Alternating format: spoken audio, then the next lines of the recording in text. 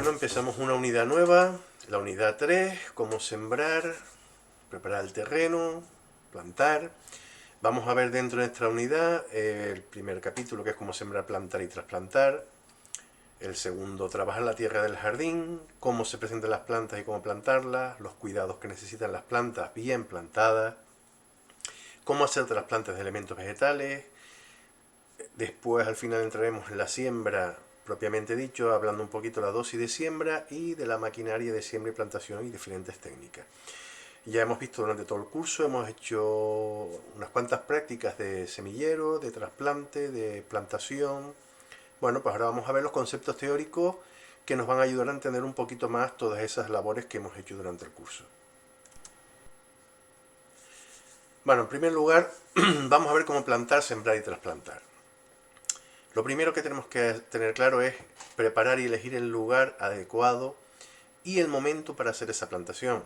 Bueno, si estamos hablando de jardines, que vamos a estar hablando una mezcla de jardinería y agricultura, las normas son similares, pero cada cosa tiene lo suyo. Por ejemplo, en la foto que vemos nosotros aquí, vemos un paseo marítimo, se ve bien porque se ve el fondo del mar, ahí más o menos, una barandilla de un paseo, y vemos ahí un triángulo de tierra vallado.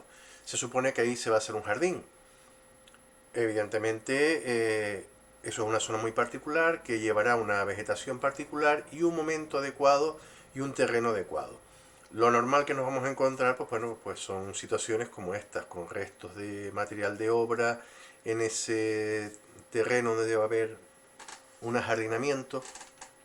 No hay una preparación cuidadosa de ese sustrato, con lo cual las plantas pues van a mal vivir y como no van a tener unos cuidados posteriores normalmente adecuados, pues la cosa va a dar un poquito de problema. No siempre se recurre a riegos cuando se puede, abonados cuando se puede y siempre con abono químico.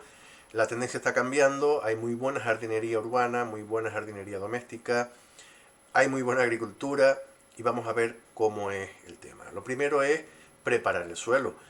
Hay que preparar el sustrato. Si el sustrato es malo, si ese suelo es malo, hay que mejorarlo.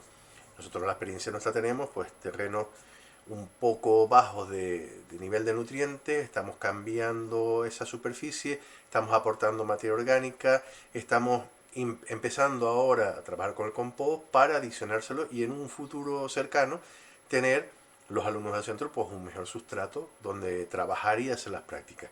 Nosotros nos estamos centrando ahora mismo en recuperar todo ese suelo, tanto para jardinería como para la práctica de la agricultura. Lo que necesitamos saber, el abono orgánico se va a aplicar durante todo el año en nuestra zona de Canarias, por lo cual no va a haber una época específica, depende más bien de la planta. Si son plantas que van a prosperar más en fechas de primavera o de otoño, bueno, pues en ese momento, 2 o 3 semanitas antes, aplicamos el abono orgánico. A lo que vamos, el suelo. El suelo no hace falta voltearlo, no hace falta darle dosis fuertes de abonado. Mejor poquito a poco y a base de abonado orgánico. Eso es lo principal que tenemos que tener en la cabeza. No hacer trabajos brutos de raturaciones, movimientos de tierra excesivos, traer tierra de monte, etc. La tierra del lugar se puede mejorar, se puede adicionar con esos compost preparados específicos con los medios que tengamos y con los recursos que dispongamos para mejorar nuestro suelo.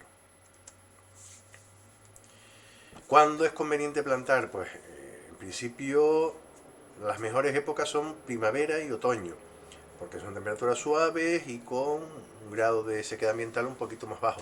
Pero ¿qué nos pasa en Canarias? Pues en Canarias tenemos primavera todo el año, con lo cual vamos a tener unos momentos idóneos durante todo el año. Sí es verdad que, por ejemplo, en el tema de árboles y arbustos, si los compramos a raíz desnuda o los adquirimos a raíz desnuda, es mejor hacerlo casi con la entrada del invierno, a final de otoño, para que cojan esas pocas lluvias que nosotros tenemos ahí con el régimen de los alisios. Bueno, pues tener esas lluvias y aprovecharlas porque es mejor agua que la que nos va a venir de la red de riego que está tratada. Si nosotros vamos o no tenemos la oportunidad de hacerlo en ese momento y vamos a plantar o trasplantar en verano, tener siempre en cuenta que los riegos son fundamentales. Si es verdad que desde octubre-noviembre hasta marzo, abril, principios de mayo, solemos tener unos buenos regímenes de lluvia, sobre todo en zonas norte, zonas sur es más complicado. Una vez que pasamos esa fecha, tenemos que estar con unos riegos bien puestos, que nos suministren agua, o si no, tener un calendario de riego a mano o con manguera bastante claro, porque todo lo que nosotros plantemos necesita esa humedad de suelo para poder germinar y poder tirar para adelante.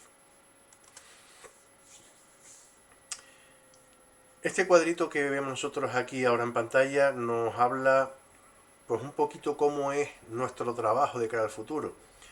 En una empresa agrícola o una empresa jardinera tenemos que tener un calendario, el capataz, el técnico es el que normalmente lleva este calendario, donde nosotros podemos observar, por ejemplo, una serie de tareas como limpieza de residuos y compostaje, siembra, resiembra de césped, plantaciones de árboles, semilleros, abonados, tratamientos, etcétera, etcétera, etcétera, etcétera. Y esto es lo que nos conforma nuestros trabajos durante todo el año. Esa serie de trabajos que son los que hace la empresa o los que voy a hacer yo como autónomo durante todo el año, yo los puedo distribuir esa frecuencia durante todo el año. Aquí tenemos un casillero azul de invierno, un lila de primavera, un verde de verano y un amarillo de otoño.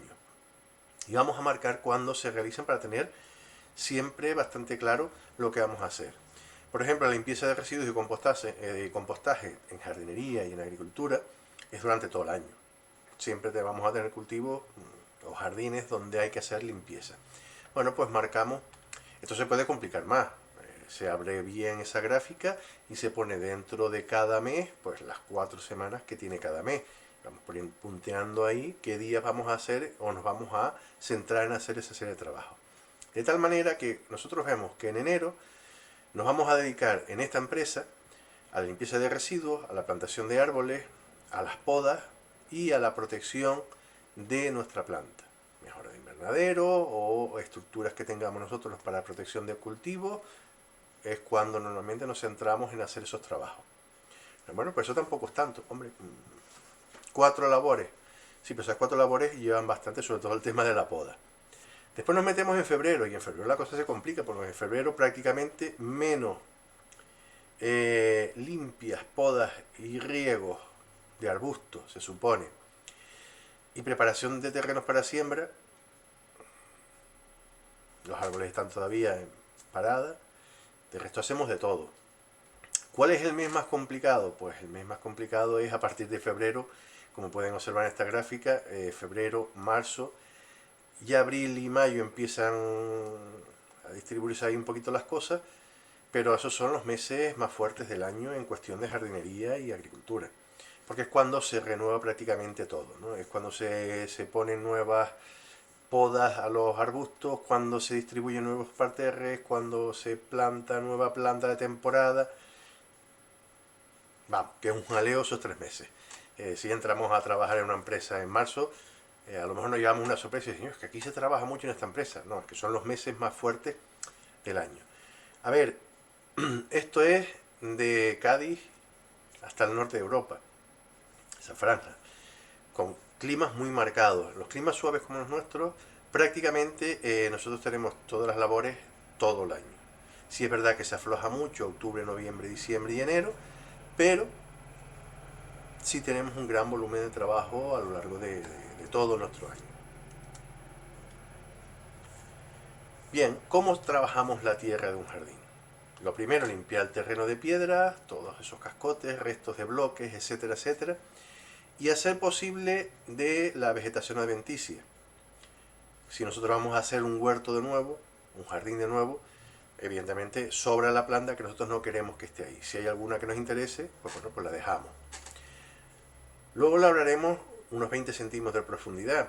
Si vamos a sembrar con semilla o si vamos a trasplantar también nos vale. Si nosotros vamos a hacer plantones y vamos a tener superficies radiculares de 40, 50, entonces tenemos que labrar un poquito más abajo.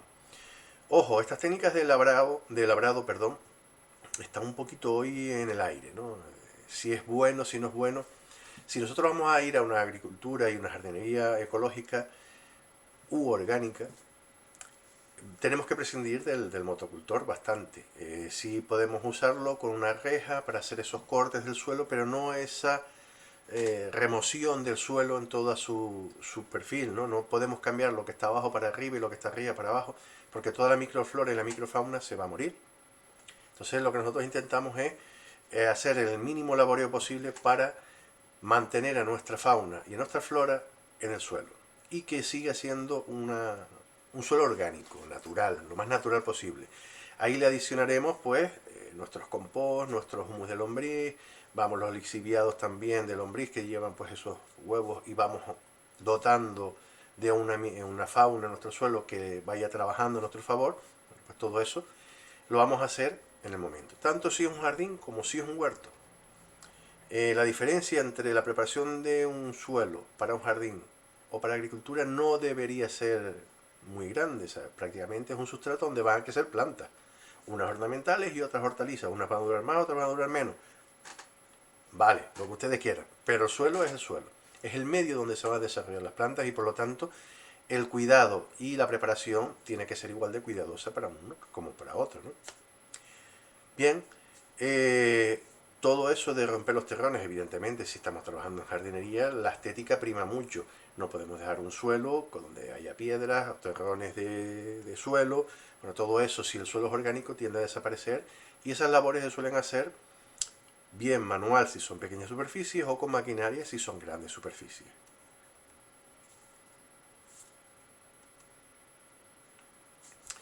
Si estamos hablando, esto puede ser lo que vemos en la foto, tanto bancales de jardinería como pueden ser nuestros bancales de cultivo. Una vez que nosotros tengamos ya preparado nuestro suelo, enriquecido con compost, lo que vamos a hacer es pasar, después de la labor de cava, un rastrillo para eliminar los restos de vegetación que pueda estar seca, lo volvemos a llevar al compost y las raíces de cultivos anteriores o de plantas anteriores que estuvieran en esa zona. Aquí en este momento podemos aprovechar también para adicionar pequeñas cantidades de materia orgánica. Bien mantillo, compost, humus de lombriz, estiércol de caballos o de vacas compostado, el que sea, materia orgánica. Siempre va a venir bien. Toda esa mezcla de materia orgánica con nuestro suelo le va a venir muy bien, sobre todo la estructura y la textura del suelo. Se va a encontrar mucho más mullido y tenemos que tener en cuenta una cosa. Estas zonas, una vez preparadas, no se vuelven a pisar. Ese suelo tiene que, para que esté natural, tiene que conservarse natural. Y para que se conserve natural, no podemos estar caminando por él. En un jardín lo mismo. La zona de parterres no es para estar caminando las personas. Si es verdad que hay zonas de paseo, bien. Pero donde vamos a situar nuestros elementos vegetales, no se va a pisar. Y en agricultura, pues evidentemente lo mismo. Para eso tienen esas medidas, para poder trabajar alrededor sin tener que entrar dentro. Tanto si están bien separados, con rasillones, troncos de madera, bloques, si hay una separación o si no hay separación, ahí dentro no se puede ya estar pisoteando y apelmazando el suelo porque rompemos otra vez la estructura del suelo. Estos suelos están preparados de tal manera, o se van a preparar de tal manera, perdón, para que las plantas tengan la mejor disposición de hundir las raíces y ramificarse y absorber todo el agua y los nutrientes a su disposición que nosotros le pongamos.